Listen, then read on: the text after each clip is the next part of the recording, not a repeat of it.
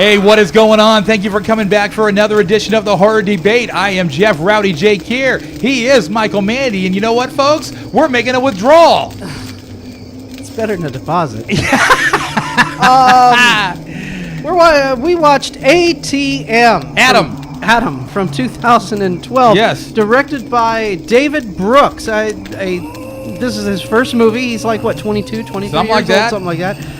Starring Alice Eve. She's Out of My League, which was a funny movie. That's where I first saw her. And she was also in The Raven, the John Cusack, Edgar Allan Poe movie. Quote The Raven. Nevermore. No. He was a good wrestler.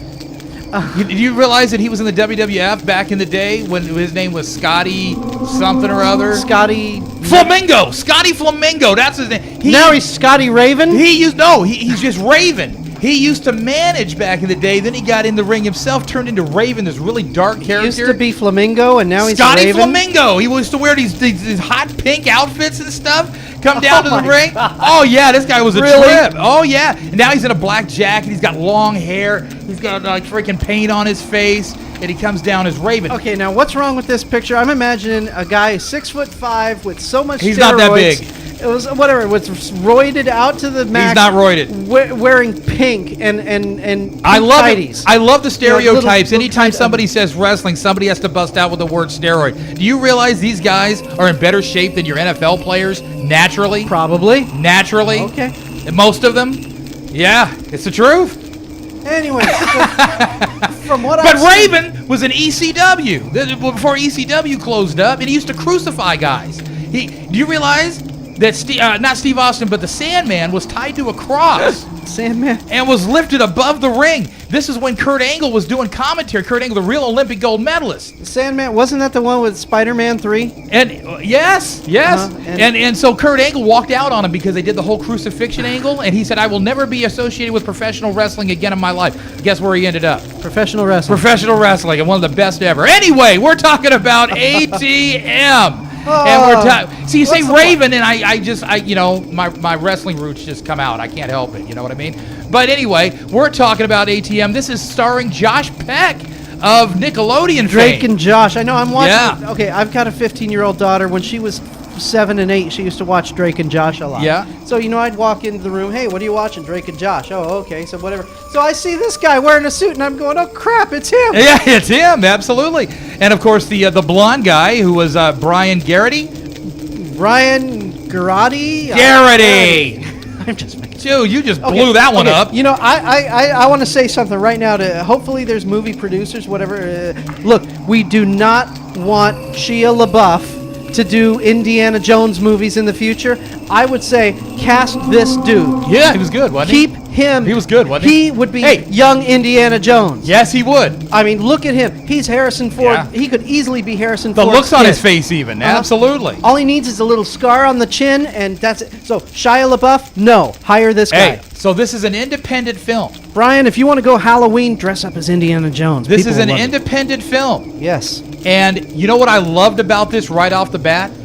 Is that it's a one location. 2. Well, Yeah, but primarily. One yes. primary location independent film. Yes. The bulk of the story happens in one location. Yes. With 4 main characters This could and a couple of side characters. This could easily have been a play. It could have been. This is beautiful. Let me explain to you what I mean by beautiful. This was a character. It's a beautiful thing. It was a beautiful thing. This was a character-driven, basic, real easy.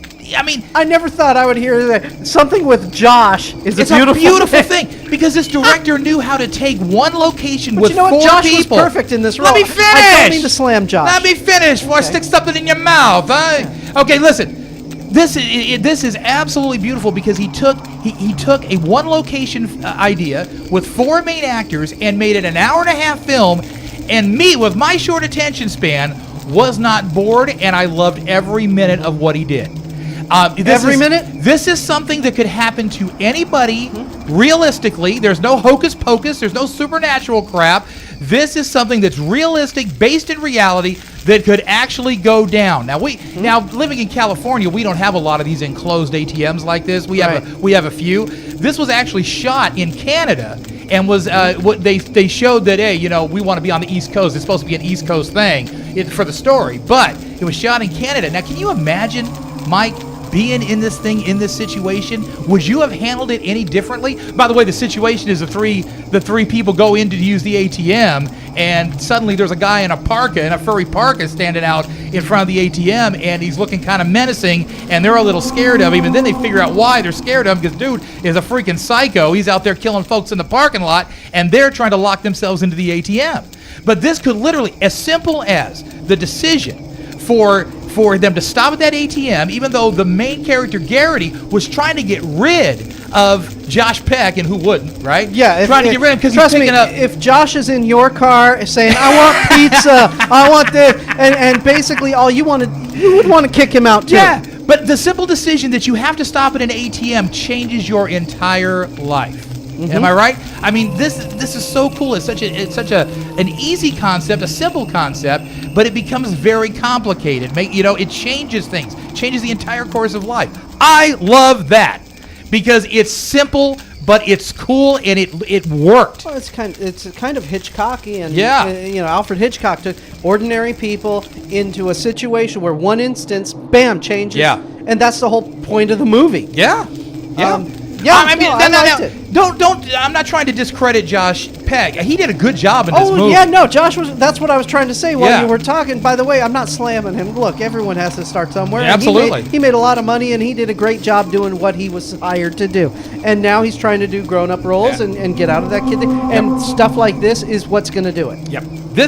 This flipped my lid, dude. I had heard some buzz about this flick online, and I said, you know what? I got to check it out. I said, it's an independent film, and I have the thing for independent films because, they seem to do things in just like a whole different way than what the major studios do. They approach things differently. They give the director more power, to do what he wants to do. And man, they're not focus grouped to death. Right. That's why Hollywood movies are so cookie cutter. Yeah.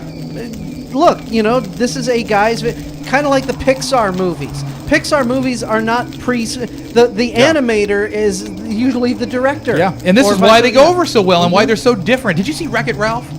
No, I have not seen that yet. Great freaking flick, man. Why am I not surprised you didn't go see a movie about video games? That's what I was just going to say. Being the oldest school gamer around, I love that flick. I was pointing out the characters. Oh, that's Cubert. That's because I lived it ever since I was 7 years old. So what's that, 8-bit graphics or something like that? Yeah, well, not even. Yeah, back in the day, regular Nintendo, right. 8-bit. Beautiful, beautiful thing. I enjoyed the heck out of that film, man. And I'm not usually into the animated stuff all that much, to be completely honest with you. I've just seen the poster for it, and I went, 8-bit graphics. Yeah. Jeff is going to like this. Yeah, absolutely. So here is a movie, though, with ATM that you have to write these characters so perfectly to keep the flow moving. Because that's tough. Because you could literally, this thing could bomb real quick and in a hurry if these characters did not have that chemistry.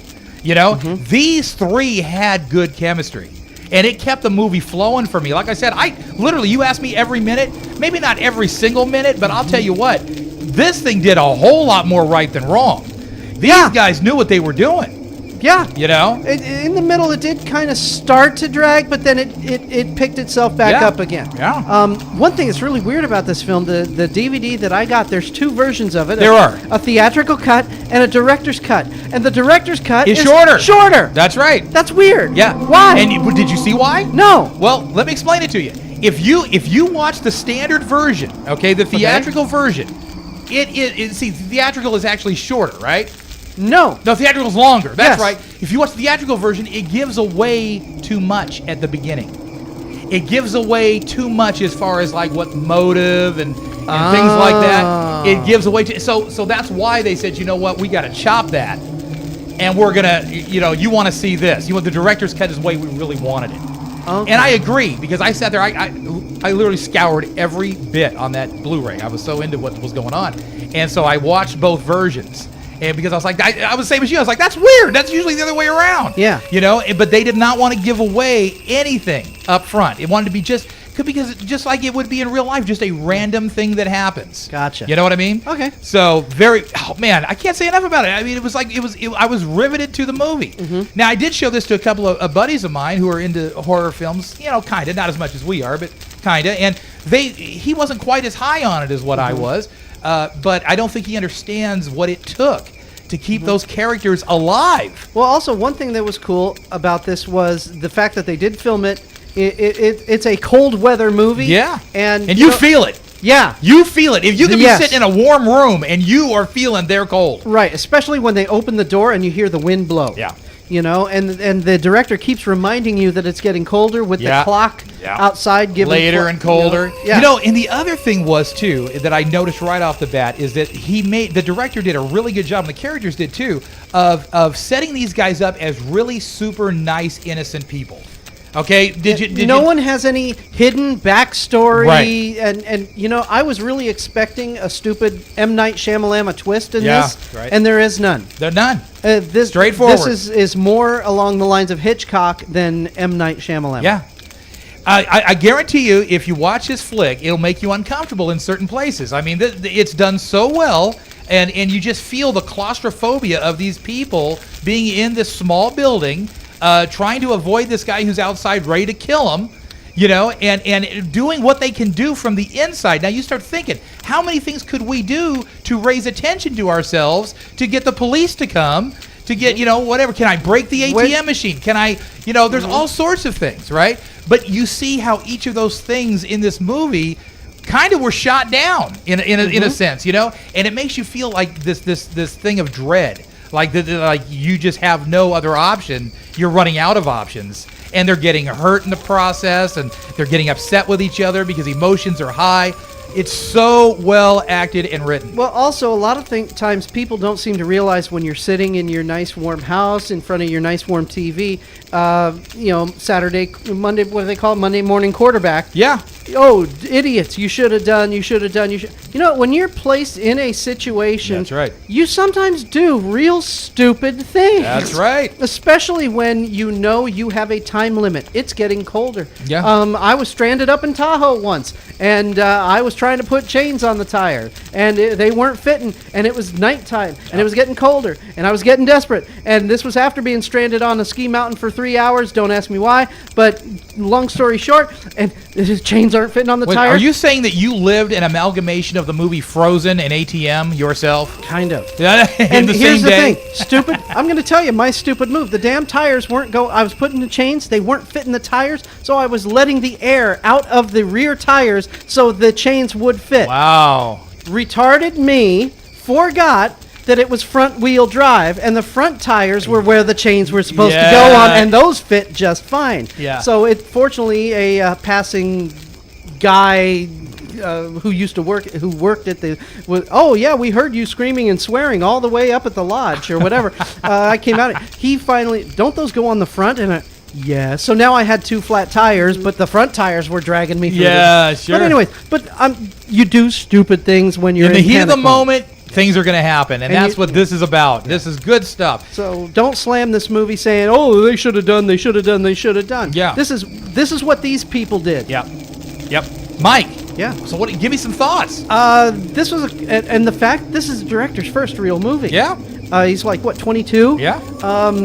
Very good first, and it was, and not only that, it was smart to do a enclosed where there's not a lot of crane shots, there's not a lot of locations, there's not a lot of the. You're in one shot and you're filming, and that's the best way for young filmmakers to start. Start with something small and learn your craft. And I look forward to seeing his next movie. No big. I mean, the thing about this movie is it's so kind of reserved. You know, it's a reserved kind of terror for a lot of the movie because it's all about a what if. What if we try this? What if we try that? What if we try to make a break for it? You know, and you're sitting there trying to think of things. That's the beauty of it. You're sitting there trying to think of things. What can they do?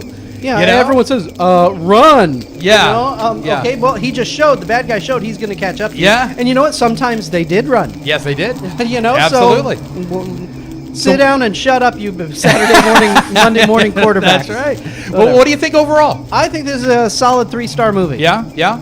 Well, I'll tell you what. I'm going one higher than that because I really enjoyed it, man. As soon as I saw it, I was like, wow, that was good stuff, man. Because, like you say, there's all sorts of elements here that work, that all click together, you know? The acting, the writing, the directing, the one location, the fact that it was an independent film, the fact that it didn't cost a lot of money to make. There's so many things that just kind of fit together. There's just one glaring plot hole. What's that? Those doors are not watertight. That's exactly what I said.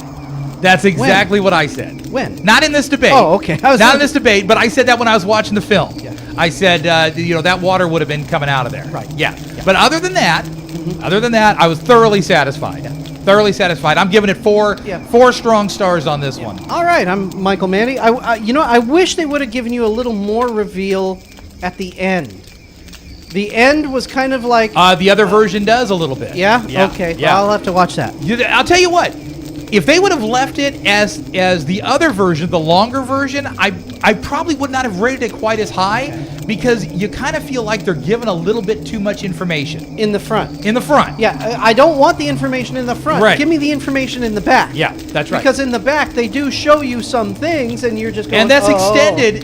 The ending is actually a little bit extended in the other version. So, take a look at that and see what you think. All But right. I certainly, I don't think I would have been as high on it if that would have been the final. Yeah, this is a very cool little movie. Surprising! It just came out of left field. I was hearing this buzz on the internet about it, and I said, "Oh, dude, the cover appealed to me. Just the guy in the park, kind of dark, and then I watched the trailer, and I was like, oh yeah, we gonna watch that, Okay. Yeah, sure. So, good stuff, Mikey. All right, I'm Michael Manny. He's Rowdy Jeff. We'll talk to you next week at the Horror Debate.